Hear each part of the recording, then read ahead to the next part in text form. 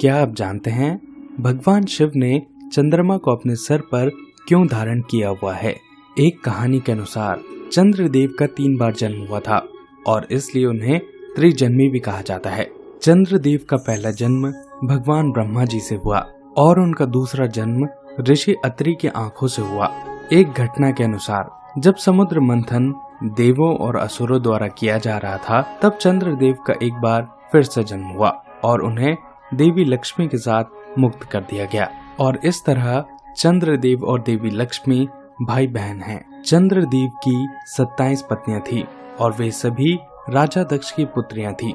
उन सभी में से चंद्रदेव अपनी चौथी पत्नी रोहिणी से बहुत अधिक प्यार करते थे और अपना अधिक से अधिक समय उन्हीं के साथ बिताते थे, जिससे अन्य पत्नियां नाराज थी और इस भेदभाव की शिकायत उन्होंने अपने पिता दक्ष से की।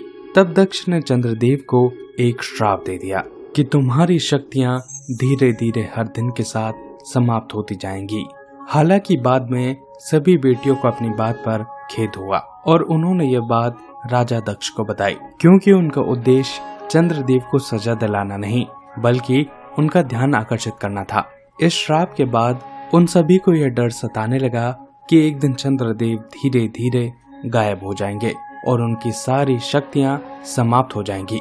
तब चंद्रदेव ने राजा दक्ष से उनका श्राप वापस लेने के लिए कहा, लेकिन एक बार दिया गया श्राप फिर वापस कभी नहीं होता।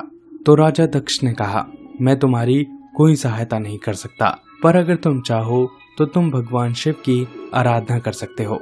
तब चंद्रदेव प्रभास पाटन के क्षेत्र में चले गए और उन्होंने एक पार्थिव शिवलिंग का निर्माण किया और उन्होंने बड़ी ईमानदारी के साथ भगवान शिव की आराधना की। भगवान शिव चंद्रदेव की तपस्या से प्रसन्न हुए और उनके सामने प्रकट होकर बोले, मैं आपके प्रति सहानुभूति रखता हूँ, पर मैं राजा दक्ष के श्राप को पलट नहीं सकता, लेकिन मैं इसे कुछ हद तक कम कर सकता हूँ। ठीक आज से आप शुक्ल पक्ष में 15 दिन बढ़ेंगे और आप कृष्ण पक्ष में 15 दिन घटेंगे। आप अपनी चमक पूर्णिमा के रूप में सब तक पहुंचाएंगे, जबकि आपको कुछ दिन गायब भी रहना होगा। चंद्रदेव इस विचार को लेकर नाखुश थे, क्योंकि उन्हें बढ़ना और घटना होगा, जबकि अर्धचंद्र उन्हें हमेशा यह याद दिलाता रहेगा कि उन पर राजा दक्ष का श्राप है। शिव ने सांत्वना देते हुए चंद्रदेव से कहा, प्रिय अर्धचंद्र तुम्हें हमेशा यह याद दिलाता रहेगा कि अभी भी तुम्हारे पास कुछ शक्तियां मौजूद है और इसलिए मैं तुम्हें अपने केश में धारण करता हूँ, जिससे मैं अपने भक्तों को ये बता सकूं कि जब वह जीवन में सबसे निम्न स्तर पर भी पहुंच जाएंगे, तब भी वे हमेशा मेरे प्रिय बने रहेंगे और इस तरह आपका और मेरा साथ हमेशा बना रहेगा। और इस तरह भगवान शिव को चंद्रशेखर के नाम से भी जाना जाता है, क्योंकि उन्होंने चंद्रमा को अपने केश में धारण किया हुआ है। चंद्रदेव को सोमदेव भी कहा जाता है और इस तरह सप्ताह का पहला दिन यानी कि सोमवार चंद्रदेव को ही समर्पित है। जिस पार्थिव शिवलिंग को चंद्रदेव ने पूजा था, आज वह गुजरात के सोमनाथ में स्थित है और उसे श्री सोमनाथ जी के नाम से जाना जाता है, जो 12 ज्योतिर्लिंगों में सर्वप्रथम है।